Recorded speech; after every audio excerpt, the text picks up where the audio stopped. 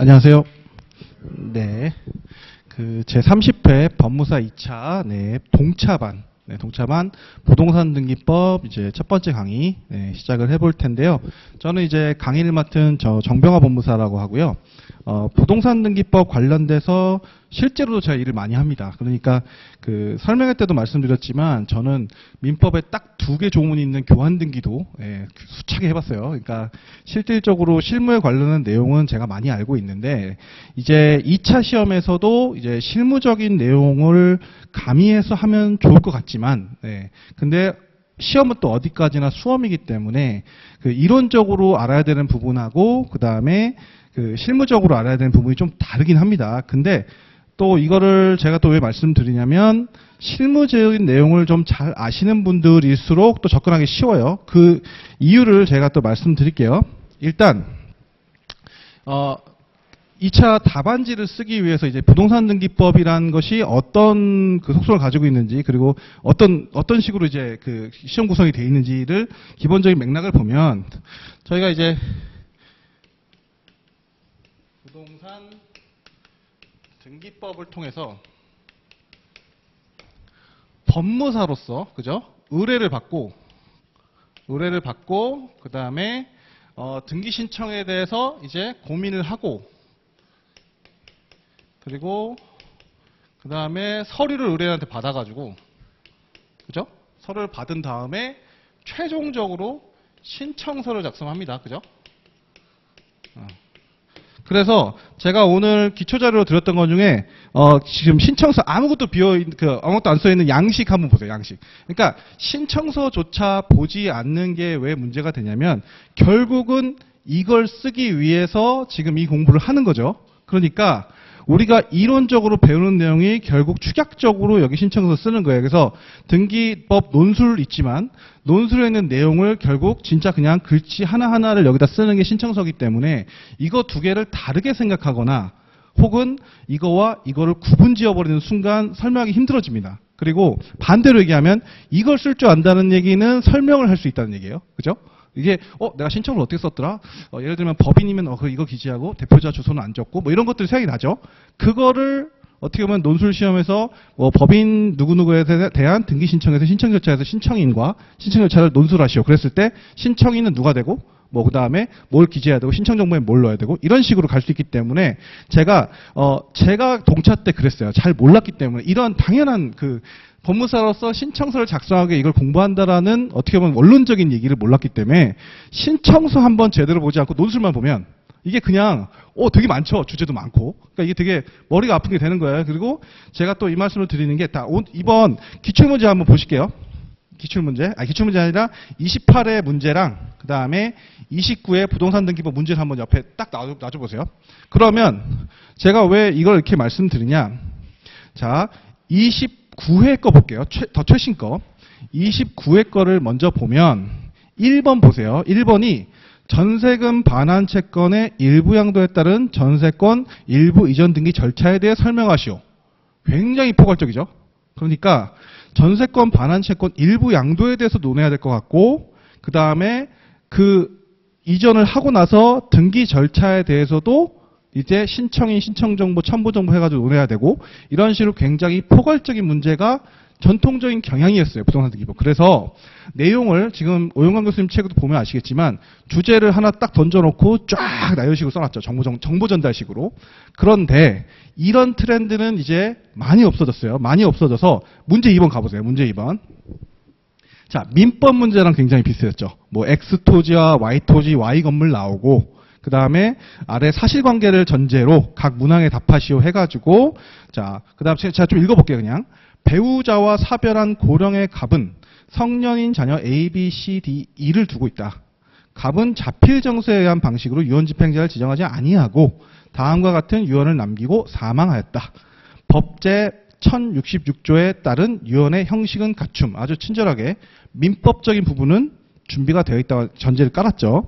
그 다음에 나의 재산 중에서 Y 건물은 을 사회복지법인에게 이전 유증한다. 이렇게 돼 있고, 그래서 을이 자격자 대리인, 다른 말로 하면 법무사죠. 법무사를 통하지 않고 직접 W 건물에 대한 소유권 이전 등기를 받고자 할 때 신청인, 신청 정보 및 첨부 정보 등 등기 신청 절차에 대하여 설명하시오.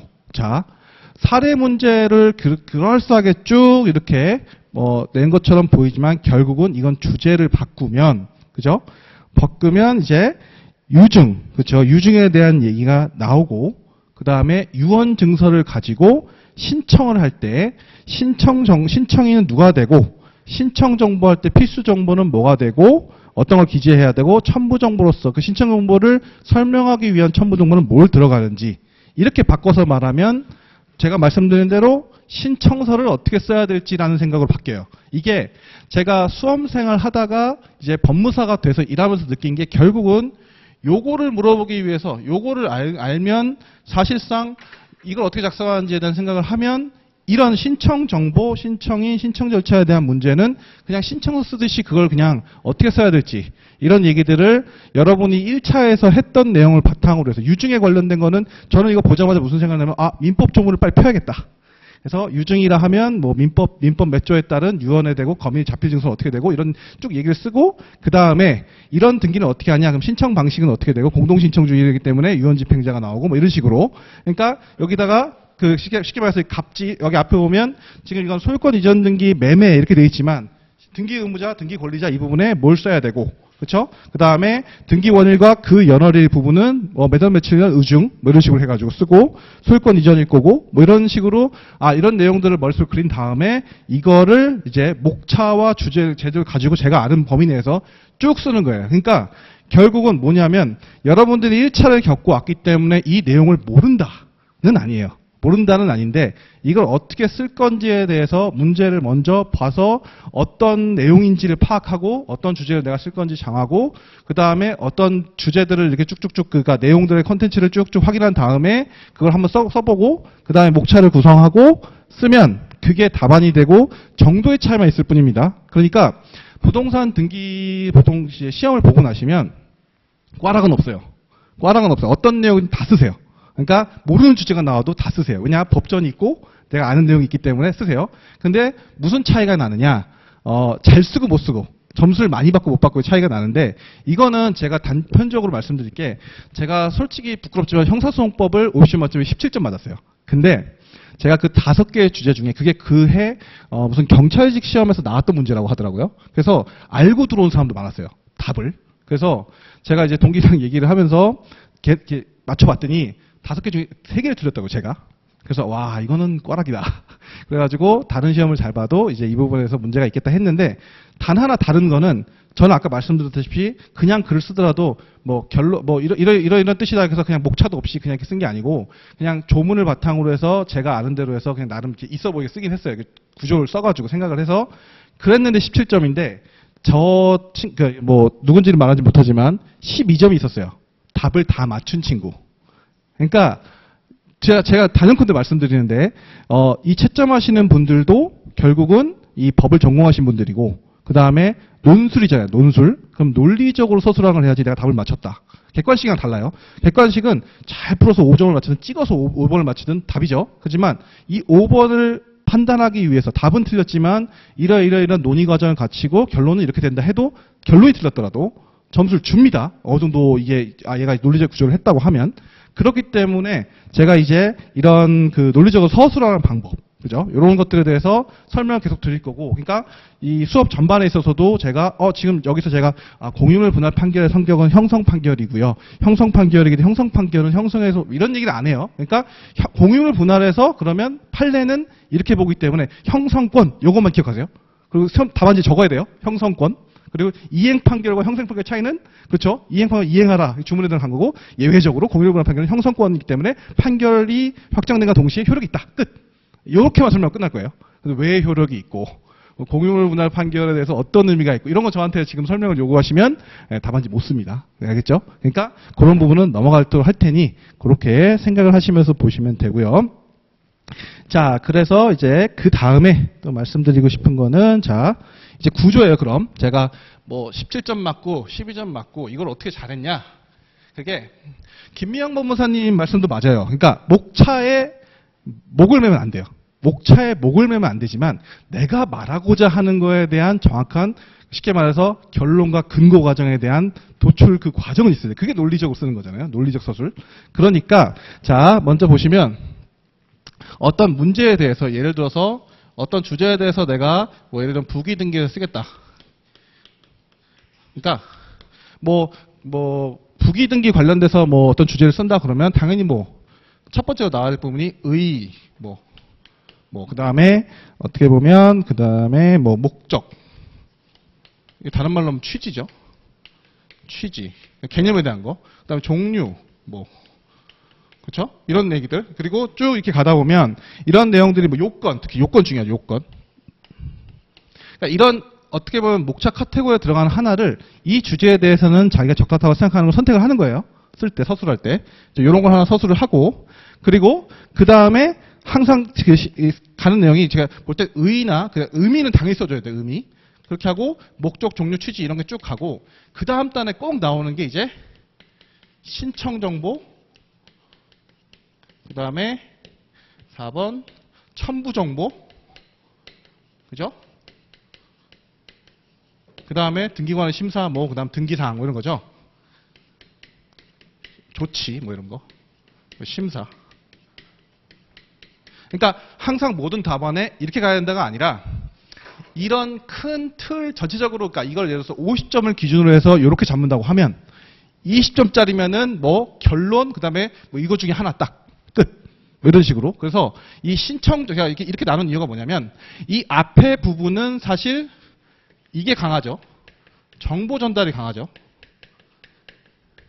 정보 전달이라는 거는 거의 그 암기 혹은 좀 약간 기술적으로 설명이 필요한 거예요. 설명이 필요한 부분이고 그러니까 여기서 많이 이제 우리가 예를 들어야 될 게 예규라든지 선례라든지 판례 이런 암기 내용이 많이 여기 담기는 문제들이 되는 거고 신청 정보, 첨부 정보, 그다음에 등기관의 조치 이런 부분 특히 여기 요 두 부분은 신청서에 쓰는 내용을 기반으로 쓰시면 돼요. 그러니까 신청 정보라는 게 이게 근데 왜 신청 정보라고 하는지 아세요? 우리가 등기 필정보랑 등기 필증이 어떻게 다른지를 아마 수험생분들한테 필증 그냥 비슷하게 생각하셨을 텐데 필증은 옛날에 등기가 완료되면 그 원인 서면에다가 도장을 직인을 딱 찍어가지고 그 원인 서면들을 서류로 해서 증명서처럼 원본의 계속 권리증으로 쓰이는 거고 필정보는 일련번호랑 그 다음에 비밀번호 있죠. 정보죠. 그거는 그냥 신청서 이런 부분에 적는 거죠. 그러니까 신청 정보라는 거는 신청서에 쓰는 내용이라는 뜻이에요. 내용. 그리고 첨부 정보는 그러면 여기 쓰여 있는 내용을 설명하기 위한 거. 그러니까 판결에 의한 등기를 한다 그러면 첨부 정보는 당연히 판결문, 판결 정본, 확정 증명서 이런 것들이 들어가는데 그러면 뭘 위한 거냐? 신청 정보의 날짜, 등기 원인, 판결문 보고 쓰겠죠. 그다음에 판결 확정일, 확정 증명서 보고 확인하겠죠. 이런 식으로 이렇게 그러니까 당연히 이 신청 정보에 들어가는 내용을 뒷받침하기 위해서 들어가기 때문에 이런 그 어떻게 보면 이렇게 포괄적으로 쫙 써야 되는 부분 같은 경우에는 우리가 시험장에서 그 신청서 이거 양식 주면서 쓰라고 하잖아요. 그걸 보고도 도움이 된다. 그리고 이런 정보 전달 암기 설명은 그러면 그러면 법무사님 말대로 하긴 하는데 다 외워야 되겠네요. 외워야 되겠다고 생각을 하잖아요. 근데 그러면 뭘 기준으로 외우냐? 이거는 기준이 있어요. 무조건 첫 번째가 조문입니다. 조문. 네. 조문 그러니까 법전. 예. 네. 시험장에서 제 유일한 아군이죠. 여기 있는 내용을 바탕으로 해서 조문. 그 다음에 당연히 조문 중에서도 이제 법, 규칙. 요걸 기본으로 해서 말소 등기 혹은 뭐 등기상 이해관계인, 말소 회복 등기. 그러면 바로 그 주제가 나오면 그 조문을 가는 거고 그 조문을 가서 연상요법으로 이런 경우에 말소 등기하면 당연히 생각나야 되는 부분이 등기상 이해관계인이 생각이 나야 돼요. 등기상 이해관계인의 승낙서가 수리 요건이니까. 그러니까 등기상 이해관계인의 정의가 뭘까? 이런 식으로 하면 판례의 문구 예를 들면 등기의 형식상으로부터 이제 등기상 어쨌든 그 기록 형식상만으로 이제 등기에 실질적으로 이해관계가 있는 자들을 얘기하는 거죠. 뭐 이런 식으로 기재가 되도록 이렇게 연상유법으로 생각을 해야 되는 거고 저는 이 수업 통해서 이 주제 지금 이 교재에 있는 내용들에서 쭉 설명을 하겠지만 조문에 있는 얘기는 제가 조문만 말씀드리고 거의 넘어가는 수준일 거고요. 대신 판례나 예규에서 핵심적인 부분은 꼭 밑줄을 쳐드리고 요거는 암기를 꼭 하시라. 요 주제에서는 이건 중요하다. 이런 식으로 설명을 쭉 해갈 생각입니다. 자, 그리고 마지막으로 또 하나 말씀드리고 싶은 게 문제를 다시 한번 보시겠어요? 문제? 요 해설 문제 보시면 그러니까 제가 문제를 드린 이유가 해설을 하기 위해서 한 게 아니고 문제가 이렇게 나오니 이렇게 접근을 해야 된다. 동차반 처음 시험 보시는 분들한테는 이런 마인드로 해야 된다는 걸 말씀드리고 싶은 거고 자, 문제 보시면 50점짜리 통으로 나온 거 없죠. 그죠? 보면 맨 끝에 10점. 그죠? 뭐 문제를 내놓고 뭐 1번 끝에다가 10점, 뭐 2번 끝에다가 뭐 20점 이런 식으로. 이거는 뭐냐면 내가 써야 하는 분량이라고 생각하세요. 그러니까 아무리 그 주제가 중요하고 내가 아는 게 많아도 5점짜리면 딱 5점 나오게 한 달락만 쓰고 끝나는 겁니다. 그러니까 이런 식으로 생각을 하셔서 먼저 문제를 보고 그다음에 내가 어떻게 써야겠다는 고민을 하고 그다음에 양을 결정해서 목차를 정하고 이렇게 해서 보통 결론 근거, 그러니까 일반적인 그 실체법에, 그러니까 민법이나 민사소송법, 형법 이런 경우에는 사실 문제 제기가 있어요. 그래서 뭐 갑의 청구는 적법한가, 뭐 을은 이렇게 해야 되는가. 그래서 문제를 제기하고 뭐가 문제일까, 쟁점이 뭐냐. 그리고 그거에 대해 관련해서 판례나 법은 이렇게 얘기하고 이렇게 얘기했기 때문에 결론 이 사례의 경우에는 갑의 청구는 부적법하다, 적법하다 이렇게 가죠. 근데 부동산 등기법은 아까 말씀드렸다시피 정보 전달이에요, 그죠? 정보 전달이니까 내가 아는 걸 최대한 끄집어내서 설명하듯이 써야 돼요. 설명을 써야 되기 때문에 이게 결과적으로 논리적으로 기술하는 건 되지만 이런 것들을 그냥 쓰면 되는 거가 대부분이고 근데 이렇게 사례형으로 나오는 경우에는 요즘에는 이제 아까 보시면 알겠지만 이 문제 중에 뭐 예를 들어서 뭐 이렇게 이해관계인으로서 첨부 정보를 열람하는 게 되느냐 안 되느냐 이런 식으로 정보 전달이 아니죠. 원리를 알려주고 된다 안 된다 결론을 내야 돼요. 이럴 때는 당연히 이런 식의 서술이 안 되고 결론 근거인데 형식은 법규칙 그다음에 예규선례 그렇죠. 선례 혹은 판례가 더 문제죠. 판례. 네.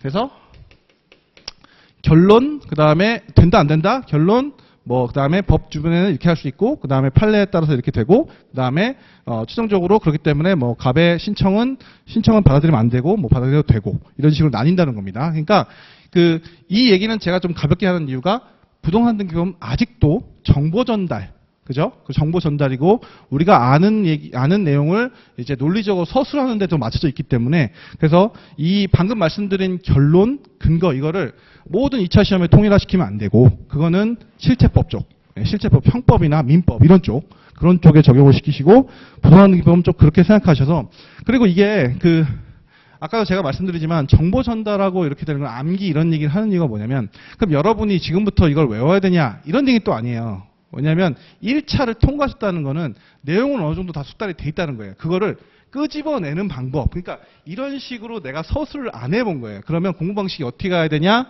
문제를 많이 봐야겠죠. 그리고 내가 쓰려는 생각도 많이 해보고 목차 구성도 많이 해보고 이게 어떻게 나오는지. 그러니까 제가 좀 충실하게 해드리려고 노력하려고 하는 게 이번에 동차반 강의할 때마다 제가 웬만하면 문제를 좀 많이 드리려고 그래요. 문제를. 해설보다는 답은 어떻게 보면 쓰는 방식에 따라서 점수에 따라 조금씩 다를 수 있는데 이렇게 나오니까 이런 식으로 조금 생각을 해보세요. 그러고 가야 나중에 이제 시험장에서 어떤 문제를 다뤘을 때 그리고 제가 찍어드린 게 나오면 좋겠지만 아닌 게 나와서도 내가 이런 식으로 서술해서 결론을 내려봐야겠다. 이렇게 가는 어떻게 보면 훈련을 하고 가셔야 됩니다. 네. 그래서 그렇게 제가 이제 전체적인 오리엔테이션을 좀 마무리를 하고 자 그러면 이제 어떻게 하는지에 대해서 이제 교재를 보면서 다시 하나씩 설명을 드리겠습니다. 자 보시면요, 그 논술식 부동산 등기법 이제 영광 교수님 책으로 저도 수험 때 이걸로 했는데, 그러니까 김미영 교수님 책도 이제 아무래도 삼순하신 분들은 그 책에 더 그러니까 지금 원래 김명우 교수님 수업을 주셨던 분들은 그게 좀 익숙하실 텐데 제가 오영관 교수님 책으로 과감하게 하는 이유가 뭐냐면 일단 오영관 교수님 책 같은 경우에 내용이 많아요. 그러니까 내용이 많다는 거는 이 짧은 시간에 이걸 다 보라는 거냐 이런 뜻이 아니고요. 우리가 이제 논술이라는 걸 생각을 하면서 책을 읽을 때 해결되지 않는 부분이 나왔을 때 책에서 그걸 못 찾으면 이게 오히려 혼자 나락으로 가요. 그래서 제 생각에는 원칙은 이렇게 봤을 때 지금에 와서 이런 것들 고민하고 했을 때 책이 안 나오고 이런 부분은 솔직히 말씀드리면 생각을 안 하시는 게 좋은데, 그래도 오영광 교수님 책에 정도 나오는 정도로 이렇게 서술되어 있는 내용은 알고 갔을 때 이게 시험장에서 내가 서술할 수 있는 자료가 될 수 있기 때문에, 몰라도 이 주제는 쓸 수 있고 이런 것들이 좀 풍부해야 시험장에 가서 뭐라도 써야 되기 때문에, 그래서 그런 맥락으로 제가 이 책을 한 거고요. 그렇기 때문에 저는 수업은 여기 있는 주제를 다 한다는 느낌은 절대 아니에요. 다 한다는 건 아니고, 제가 이 책에 관련해서 필요한 부분, 심지어 그 중요한 주제라고 해도 그 들어가서 필요한 부분만 밑줄 그리고 설명해드리고, 나머지 부분은 그냥 읽어보세요 수준으로 넘어갈 거예요. 그런 것들은 당연히 뭐 법무사로 일하실 거니까 알고는 계셔야죠. 알고는 계셔야 되지만 그게 시험하고는 그렇게 뭐 영향이 없을 수도 있다, 그런 뜻이니까 그런 마음으로 좀 해주셨으면 좋겠습니다. 자, 그래서 이제 제목 차례 한 번만 볼게요. 제목 차례. 네, 앞에 1페이지죠. 제목 차례. 그래서 자, 첫 번째 보시면 부동산 등기 신청 절차 일반 이렇게 나오고요. 그리고 이제 큰 1편 보시고 한 장 넘겨가지고 이제 2편 각종 등기 신청 절차, 2편 보이시는데, 사실 1편 등기 신청 절차 일반이라는 게 그 어떻게 보면 2편에 있는 개별적인 그 등기들의 속성들에서 사실 거의 공통적으로 적용되는 부분들이 1편에 나와 있어요. 그래서 1편 내용을 하면서도 중간중간에 제가 뒤에 있는 내용하고 연계해서 말씀드릴게요. 왜냐하면 요즘 시험이 그냥 대위 등기에 대해서 설명해라, 뭐 대리인에 대한 등기 설명 이렇게 하는 게 아니라 어떤 사례에서 뭐 구분지상권 설정을 뭐 해야 되는데 거기다가 법정 대리인이 들어가야 되거나 특별 대리인 선임해야 되는 내용을 넣어놔요. 그러면 이거는 대리인에 대한 등기만 공부하거나 구분지상권만 공부해가지고 이 두 개가 연결이 안 돼요. 그래서 가급적이면 제가 연관 주제에 대해서는 한번 이렇게 연결해서 설명을 하고, 그 다음에 그 외에는 그러니까 그냥 하나만 하고 이런 식으로 안 할 거예요. 그러니까 되게 좀 너무 이렇게 정체돼서 가버리면 이게 논리적으로 생각하시는데 좀 문제가 되기 때문에. 자, 이렇게 보시면 되고요. 그래서 오늘 이제 진도상으로 쭉 봤을 때 1번부터 제가 14번까지인가요? 23번까지인가? 전자신청 절차까지 했을 때 지금 중요한 자료를 중요한 부분을 말씀드리면 부기등기 부분이랑요. 그 다음에 등기상 이해관계인, 그 다음에 등기의 유효요건, 효력 요 부분이고요. 그 다음에 그 정도만 제가 볼 때는 핵심이고, 나머지는 중요하지 않다는 게 아니라 이미 한번 출제가 됐거나, 그렇고 사실 내일이 중요합니다. 내일 14번부터 28번 중에 중요한 주제가 굉장히 많아서 일단 오늘은 약간 이제 첫 시간이기도 하고 서머리하는 느낌으로 조금은 이제 가볍게 들어가는 느낌으로 좀 보시겠습니다. 자, 그래서 이제 또 넘기셔가지고 쭉, 자, 1편 등기 신청자 일반, 이제 첫 번째 주제 부기등기를 볼게요. 자, 보시면, 자, 부기등기 봐서 주요 논점 및 가이드 요걸 보시면, 자, 제일 먼저 뭘 하냐면 저는 3번 볼게요. 관련 법조문. 네, 관련 법조문 해서 부기등기 관련된 문제가 나왔다, 느낌이 들면 법제 4조. 그래서 자, 법전 빨리 보세요. 법전. 이제부터 이제 법전 직역도로 볼 겁니다. 그래서 부동산 등기법. 그리고 이제 손으로 이렇게 직접 찾아보시는 연습을 제가 계속 이렇게 할 건데, 왜 그러냐면 저도 그랬지만 이게 익숙해져야 돼요. 이게 익숙해져야 시험장에서도 당황 안 하고 법전을 보면 쓸 수 있습니다. 자, 그래서 보시면 이제 법제 4조 한번 볼게요. 네. 법제 4조. 자, 4조 권리의 순위. 그래서 1698페이지 맞죠? 거기 보면 같은 부동산에 관하여 등기한 권리의 순서는 법률에 다른 규정이 없으면 등기한 순서에 따른다. 그리고 2항 보시면 등기의 순서는 등기 기록 중 같은 구에서 한 등기 상호간은 순위번호에 따르고 다른 구에서 한 등기 상호간은 접수번호에 따른다. 네, 일단 이렇게만 보시고, 그 다음에 제 5조 바로 밑에 보시면 부기등기의 순위 볼게요. 부기등기의 순위. 부기등기의 순위는 주등기의 순위에 따른다. 다만 같은 주등기에 의한 관한 부기등기 상호간의 순위는 그 등기 순서의 순위에 따른다. 이렇게 돼 있죠. 그러니까 원칙적으로 부기등기의 순위는 주등기의 순위에 따르고, 또 같은 주등기에 달려있는 부기등기들 선호는 당연히 순서대로 한다. 요게 이제 전체적인 그런 관통하는 것이고, 그 다음에 이어서 52조 한번 가볼게요. 52조. 좀 맥락이 없어 보이지만 좀 따라와 주세요. 52조 보시면 부기로 하는 등기 이렇게 보시면 등기관이 다음 각 호의 등기를 할 때에는 부기로 하여야 한다. 다만 제5호의 등기는 등기상 이해관계인에 있는 제3자의 승낙이 없는 경우에는 그러하지 아니하다. 그거는 등기를 못한다는 거고 주등기로 한다는 거죠. 부기등기를 못한다는 거고. 자, 그럼 1호 한번 볼게요. 1호. 등기 명의의 표시의 변경이나 경정의 등기. 2호 소유권 외의 권리의 이전 등기. 3호 소유권 외의 권리를 목적으로 하는 권리에 관한 등기. 4호 소유권 외의 권리에 대한 처분 제한의 등기. 5호 권리의 변경이나 경정의 등기. 그 다음에 6호 제53조의 환매특약 등기, 그 다음에 제7조 제54조의 권리소멸 약정 등기, 제8호 그 다음 제67조 제1항의 후단의 공유물 분할금지의 약정 등기, 그 다음에 9호 그 밖에 대법원 규칙으로 정하는 등기 이렇게 있죠. 그래서 52조 규정도 보고 그 다음에 이제 53조 환매특약의 등기는 제목만 그냥 봐주세요. 제목만 봐주시고 그 다음에 54조 연달아서 쭉 나오죠. 연관 조문들이. 그리고 쭉 보시면 이제 그 다음에 나온 게 이제 58조 한번 보시겠어요. 57조 죄송해요. 57조 이해관계에 있는 제3자가 있는 등기의 말소예요. 말소. 이건 말소 등기 파트에 관련된 부분인데 이걸 왜 말씀드리냐면 1항 보시면 등기의 말소를 신청하는 경우에 그 말소에 대한 등기상 이해관계에 있는 제3자가 있을 때에는 제3자의 승낙이 있어야 하고 2항 제1항에 따라 등기를 말소할 때에는 등기상 이해관계에 있는 제3자 명의의 등기는 등기관이 직권으로 말소한다. 이렇게 되어 있죠. 자, 그래서 등기상 이해관계에 관련된 조문인데 이거는 이제 승낙이 있어야 될 때랑 그 다음에 직권으로 말소하는 경우 이렇게 나눠서 보고 있는데 일단 요것도 그게 부기등기랑 무슨 상관이지?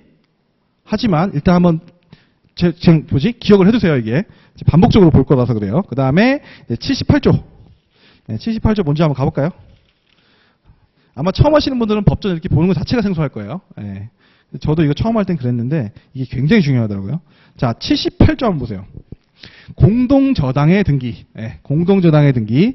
등기관이 동일한 채권에 관하여 여러 개의 부동산에 관한 등기를 목적으로 하는 저당권 설정 등기를 할 때에는 각 부동산의 등기 기록에 그 부동산에 관한 권리가 다른 부동산에 관한 권리와 함께 저당권의 목적으로 제공된 뜻을 기록해야 한다. 2항. 등기관은 제1항의 경우 부동산이 5개 이상일 때는 공동담보 목록을 작성해야 하고 3항 제2항의 공동담보 목록은 등기기록의 일부로 본다.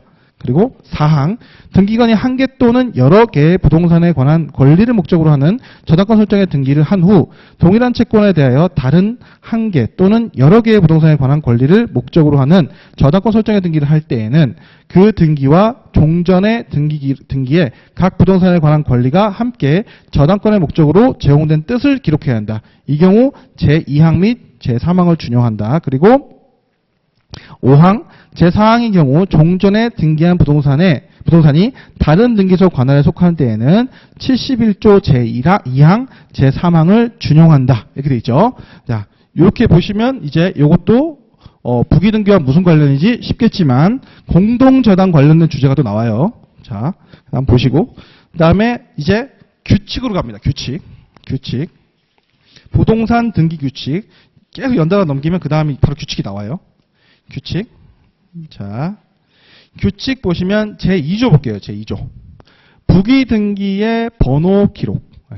지금 벌써 근데 밑줄 걷거나 그렇게 많이 하지 마세요. 왜냐하면 나중에 제가 장담하는데 여러분들이 이거 하고 나면 몇 개 조문, 특히 규칙 뭐 43조나 96조 이런 것들은 지겹도록 보게 되고 나중에는 외워져요. 그냥. 그게 어디 있었더라? 그러니까 제가 지금 이거 하는 이유가 뭐냐면 이게 밑줄 긋고 이 부분이 중요하다라고 해서 나중에 봐야지 이게 아니고 이 법전을 계속 보시는 연습을 하라고 제가 이게 답답하지만 계속 이걸 저도 하는 거예요. 2호 보시면 부기등기의 번호 기록 보시면 등기관이 부기등기를 할 때에는 그 부기등기가 어느 등기에 기초한 것인지를 알 수 있도록 주등기 또는 부기등기의 순위 번호에 가지 번호를 붙여야 한다. 그렇죠? 그래서 2-1, 2-2 이런 것들, 그게 가지 번호를 붙이는 거죠. 그래서 이렇게 해야 된다고 보고, 그 다음에 92조를 한번 가볼게요. 92조. 규칙 92조.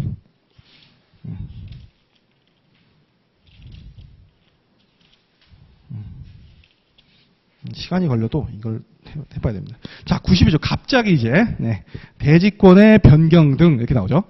그래서 1항 보시면, 제91조, 제2항의 등기를 하는 경우에 건물에 관하여 소유권 보존 등기와 소유권 이전 등기 외에 소유권에 관한 등기 또는 소유권 외에 권리에 관한 등기가 있을 때에는 그 등기에 건물만에 관한 것이라는 것을 뜻을 기록해야 한다. 다만 그 등기가 저당권에 관한 등기로서 대지권에 대한 등기와 등기 원인, 그 연월일, 접수 번호가 같은 것일 때는 그러하지 아니다. 그리고 2항 보시면 제1항 단서의 경우에는 대지권에 대한 저당권의 등기를 말소해야 된다. 그리고 제3항 보시면 제2항에 따라 말소 등기를 할 때에는 같은 항에 따라 말소한다는 뜻과 그 연월일을 기록하여야 한다. 네, 이렇게 되어 있고요. 자, 마지막으로 112조를 가볼게요. 규칙 112조. 자, 112조 보시면 권리의 변경 등의 등기가 있죠. 그래서 1항 보시면 등기관이 권리의 변경이나 경정의 등기를 할 때에는 변경이나 경정 전의 등기사항을 말소하는 표시를 하여야 한다. 다만 등기상 이해관계에 있는 제3자의 승낙이 없어 변경이나 경정을 주등기로 할 때에는 그러하지 아니하다. 그러면 반대 해석상 변경 등기나 경정은 부기등기로 한다는 얘기죠. 승낙이 없으면 주등기. 그죠? 그리고 2항 보시면 등기관이 변기명의의 표시의 변경이나 경정의 등기를 할 때에는 제1항 본문을 준용한다. 이렇게 돼 있죠. 자, 넘겨보시면 3항. 등기관이 소유권 외 권리의 이전 등기를 할 때에는 종전 권리자의 표시에 관한 사항을 말소하는 표시를 해야 된다. 다만 이전되는 지분이 일부인 때는 그러하지 아니하다. 이렇게 돼 있습니다. 네. 자. 제가 지금 맥락도 없이 쭉 조문을 봤는데 당연히 상식상 이 얘기들은 전부 부기등기 관련된 조문이에요. 그러니까 그 개별 주제에서 아까 봤던 대지권이라든지 권리의 변경이라든지 이런 것들이 이제 부기등기로 한다는 내용을 기술하시려면 이 조문들이 반드시 전제가 돼야 되고 지금 봤죠? 지금 봤기 때문에 부기등기에 관련된 내용이 어느 조문에 나오는구나. 이거를 연습을 해놔야 시험장 가서 갑자기 어떤 주제를 딱 던졌을 때 이건 부기등기에 대해서 내가 논해야겠다. 이랬을 때 조문들이 딱딱딱 생각이 나야 돼요. 그래서 조문을 바로 보고 이 법전을 보면 요걸 기초로 아까 대지권 관련된 부분도 있었고, 그죠? 말소에 관련된 부분도 있었고, 권리 말소 등기. 그다음에 변경 경정의 경우에 승낙이 수리 요건이냐, 승낙이 부기등기 요건이냐, 그러니까 부기등기 요건이냐, 이런 것들이 연상해서 생각이 나야 됩니다. 자, 그래서 요 정도 보시고요. 자, 그 다음에 이제 넘겨볼게요. 넘겨보시면. 자, 그럼 부기등기에 관련해서 뭘 알아야 되냐? 자, 로버자 1 서설 중에 2번 그냥 볼게요. 2번.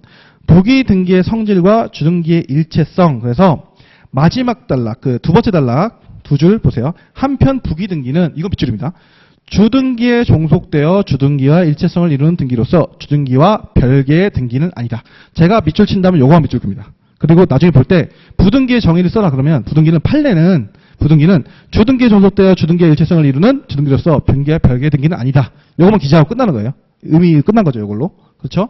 이거 아마 1차 시험 보신 분 중에 모르는 분 없는 지문일 거예요. 그죠? 근데 이런 것들을 제가 요거만 중요하다 하고 넘어갈 거예요. 네, 그래서 이렇게 하셔야 돼요. 그 다음에 로버자의 부기등기의 목적, 취지 정도만. 근데 이것도 제목만 한번 볼게요. 1번 보세요. 1번. 주등기와의 동일성 또는 동일한 효력이나 순위 유지를 공시. 근거는 아까 제가 법 3조, 4조 봤었죠. 주등기의 순위에 따르고 그 다음에 부기등기끼리의 순위는 어떻게 된다. 이게 4조가 또 근거가 되는 거죠. 요거를 그렇고 이렇게 쓴 다음에 끝에다가 부동산등기법 제4조, 3조 이런 식으로 근거를 다는 겁니다. 이게 논리적으로 쓰는 거죠. 그러니까 법 조문을 근거로 이렇게 서술하는 거. 네, 그렇게 보시면 돼요.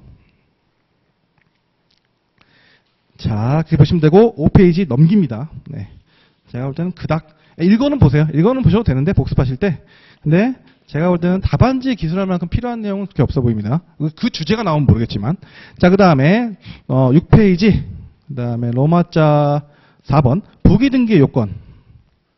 자, 그냥 읽을게요. 밑줄 그지 마시고. 첫 번째, 권리 등기여야만 하는지 여부. 통설 및 법 규정에 의하면 부기 등기는 주등기의 목적 권리와 동일한 순위 내지 효력을 가지는 등기라는 것을 등기부상 명백하게 하려는 것.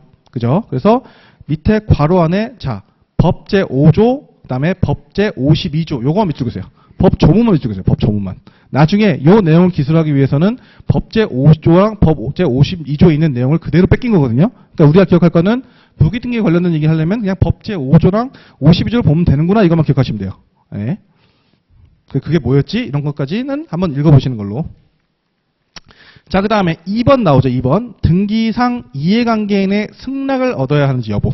네. 부기 등기의 중요한 주제이긴 한데 등기상 이해관계인이 나오면 보통 제일 중요한 부분이 이제 핵심 주제가 되는 부분은 말소 등기예요. 말소 등기. 보통 그죠? 말소를 했을 때 등기상 이해관계인이니까 이거 말소돼 버리면 날아가는 사람들이 생기니까 그 등기상 이해관계인은 어떻게 판단할 거냐? 이건 뒤에서 하겠습니다. 저 주제가 또 있죠.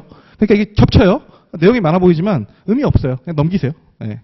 넘겨 보시고 그 다음에 이제 양갈로 1 권리 변경 경정 등의 경우는 그냥 보시고 밑에 양갈로 2 표시 변경 경정의 등기의 경우만 볼게요. 거기서 밑줄 보시면 부동산 표시 변경 경정 등기의 경우 표제부에 표시하는 걸 얘기하는데 항상 주등기도 실행. 이건 항상 주등기도 실행. 그러니까 표제부에 있는 등기 내용을 부기 등기로 한다. 그럼 무조건 틀린 거예요, 그냥. 이거는 1차에도 나오죠. 그러니까 이 부분 그냥 답안지에 쓸 일이 있을까 싶긴 한데 그래도 핵심적인 내용이 될 수 있기 때문에 참고만 넘어주시고요. 그 다음에 7페이지 5번 부기 등기의 실행 나오죠. 부기 등기의 실행 보시면 이것도 그냥 한번 읽을게요. 등기관은 그 부기 등기가 어느 등기에 기초한 것인가를 알 수 있도록 주등기 또는 부기 등기 순위번호에 가지번호를 붙여서 하여야 한다. 규칙 제2조 얘기 그냥입니다. 이럴 때는 조문만 밑줄 그는 거예요. 조문만. 그죠? 규칙 제2조. 아, 이런 내용이 여기 있구나. 그리고 다음 줄 등기를 실행한 등기관은 원칙적으로 부기 등기에 소속되는 종전의 등기사항을 말소하는 표시를 해야 한다. 규칙 제112조. 그럼 112조만 밑줄고 넘어가는 겁니다. 왜냐하면 시험장에서도 조문 보면 나오니까. 그죠? 그리고 부기 등기의 순위. 이거는 뭐 이제 너무 많이 했고. 자, 그 다음에 로마자 7 부기 등기의 말소 등기. 네. 자, 1 등기사항 한번 볼게요. 자, 법제 48조 밑줄 그어보실게요. 법제 48조 그리고 가봐야죠 또. 네, 법제 48조. 네, 법제 48조. 자, 등기사항, 그죠? 권리에 관한 등기 파트에 이제 등기사항, 통칙 보시면 등기관이 갑구 또는 을구의 권리에 관한 등기를 할 때에는 다음 각 사항을 기록해야 한다. 그래서 1. 순위 번호, 2. 등기 목적, 3. 접수 연월 및 접수 번호, 5. 등기 원인 및 그 연월일, 그 다음에 5. 권리자. 그죠?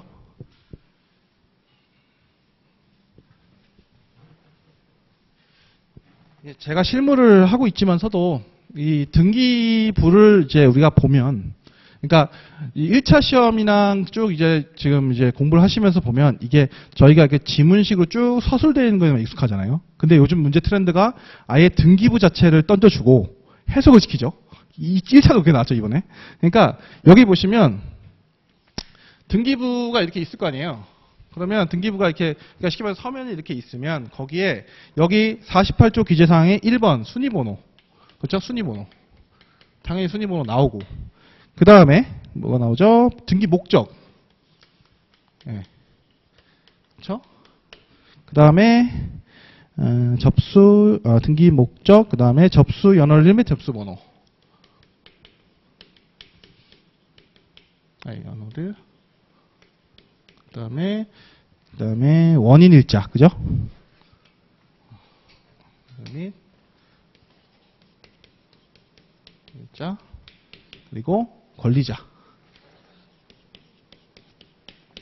자, 그리고 여기에 갑구와 을구만 얘기했었죠. 갑구와 을구. 그죠? 그러면 당연히 표제부는 이와 좀 다르겠죠. 네. 표제부는 이와 다릅니다. 그죠? 제가 왜 이 말씀을 드리냐면, 조금 실무적인 얘기를 할게요. 여기 보시면 이제 소유권 이전 있죠. 예를 들면. 여러분이 이제 법무사 되시면 제일 많이 볼 건데, 접수 연월일이 등기 접수한 날이죠. 접수일자. 그죠? 그리고 원인일자가 이제 예를 들면 매매다. 네, 매매다. 그러면 이제 여기 권리자로 들어가는 사람은 당연히 매수인이 될 거고, 그렇죠? 그리고 원인일자가 매매 계약 체결일입니다. 그죠? 네, 예를 들면 5월 1일에 계약을 했다. 그렇죠? 매매. 근데 접수는 24년 8월 30일에 했어요. 예를 들면. 이게 뭘까요? 잔금날이죠. 네. 그죠? 그래서 조금 더 실무적인 얘기인데 이게 그냥 제가 그냥 이거 등기부 좀 익숙해지시라고 말씀드리는 거예요. 우리가 저도 이건 배운 건데 취득세 하죠. 취득세. 취득일. 지방수법에 나오는 개념이긴 한데 취득일자가 이때일까요? 이때일까요? 당연히 그렇죠. 잔금이 접수일이죠. 그죠? 그러니까 양도세나 이런 양도세법에서 볼 때는 이 접수일자가 중요해요. 근데 보통 우리는 원인증서는 요기 날짜로 들어가죠. 그러니까 명확하게 지금 신청서에도 보면 등기 원일과 그 연월일이 나오고 그 다음에 접수일은 당연히 등기 신청서 접수한 날이 됩니다. 근데 이걸 왜 제가 이걸 왜 말씀드리냐면 이 그 접수일자랑 원일자가 같아지는 날이 실무상 많이 있어요. 어떤 경우인지 아세요? 증여. 네, 증여. 보통 증여계약서 날인받고 그 자리에서 바로 이제 취득세 신고하고 접수 바로 해버리거든요. 그러니까 이게 같아지는데 문제는 뭐냐면 진짜 이건 여담이로 그냥 기억만 하고 넘어가시는데 취득일자 같은 우리가 원인일자 기준으로 취득세가 원래 나와요. 원래는 증여 같은 경우에 그러면 사실 접수는 오늘 하더라도 3개월 내에만 취득세 신고하면 되기 때문에 증여계약서를 3개월 전에 쓴 걸로 해도 문제는 없습니다. 원칙적으로. 이게 무슨 차이가 되냐면 시가표준액이 변경되는 그런 게 있어가지고 네, 조금 실무적인 얘기긴 했는데 이 우리가 제가 의뢰인들한테 제일 많이 설명하는 부분이 접수와 원인일자. 왜냐면 물어봐요. 그러니까 이 보통 위임장을 날인받을 때 매매 계약에 따른 이제 원인일자를 쓰면서 이제 그다음 위임을 받거든요. 근데 접수일자는 보통 잔금날이니까. 그거 가끔 물어보시는 분들이 꽤 있더라고요. 생각보다 설명하다 보면. 그래서 그냥 참고적으로 말씀드렸습니다. 그래서 자 다시 48조로 오시면 그래서 이 등기부 자체가 이제 등기법에 나와 있는 내용을 충실하게 반영을 하고 있죠.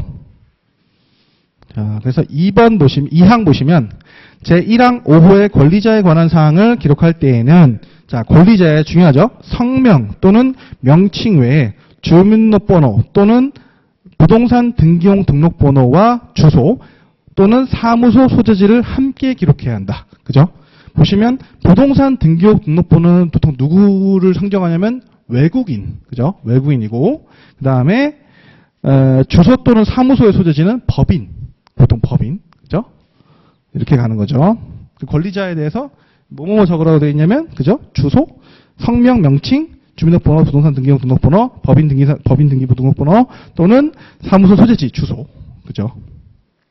그 다음에 3항 제26조에 따라 법인 아닌 사단이나 재단 명의의 등기를 할 때에는 그 대표자나 관리인의 성명, 주소 및 주민등록번호를 함께 기록해야 한다.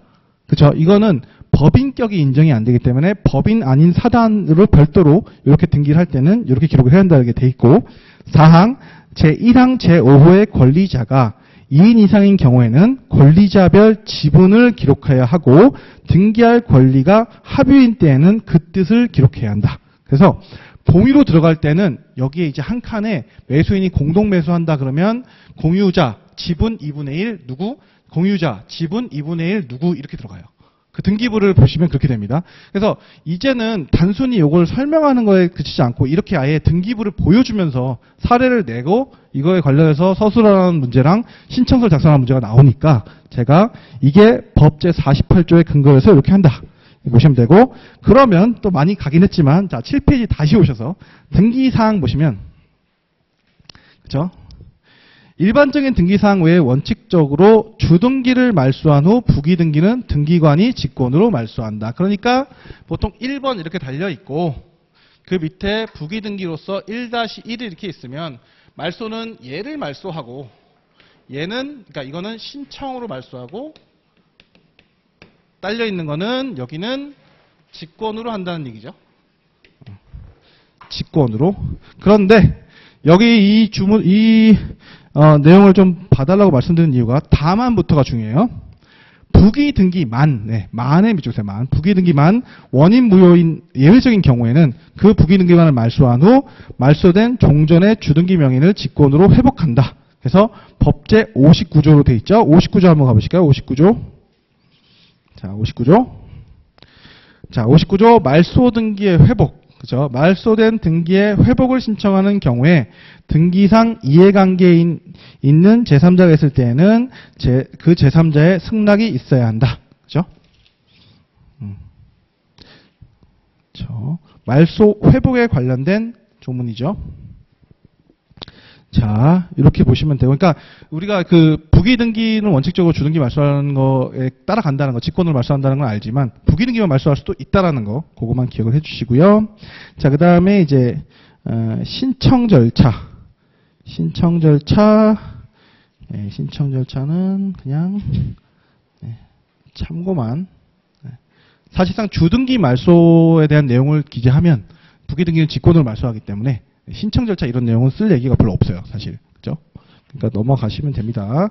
그래서 부기등기에 대한 얘기를 이제 개괄적으로 쭉 했는데, 그러니까 앞으로 이제 주제들에 대해서는 제가 설명을 이렇게 드릴 거예요. 그러니까 요 정도만 보시고 나머지는 당연히 복습하실 때, 아, 이거에 관련돼서 연관 논점으로 내가 좀 더 내용을 보면 좋겠다 해서 읽어보시는 걸 권하긴 하지만 사실 필요한 내용은 요 정도고 이마저도 시험에서는 안 나올 수도 있어요. 어떻게 보면 어떨 때는. 그러니까 그렇게 좀 가볍게 접근하세요. 주제가 많다고만 너무 생각하지 말고. 그리고 제가 방금 한 것처럼 이렇게 계속 이제 조문을 잠깐만 익히는 습관, 이 주제에 대해서 어떤 내용이 어디 있었지? 이렇게 해서 자꾸 이제 시험장 가기 전에 본인이 이제 가지고 있는 내용들을 어디서 확인할 수 있는지, 그리고 이 조문을 왔다 갔다 하는 연습을 해놓고 이렇게 해야 시험장 가서 조금이라도 더 많은 내용을 더 그리고 논리적으로 기술할 수 있게 됩니다. 네, 그래서 첫 번째 시간은 여기까지 하고 조금 쉬었다가 계속 진행을 하겠습니다.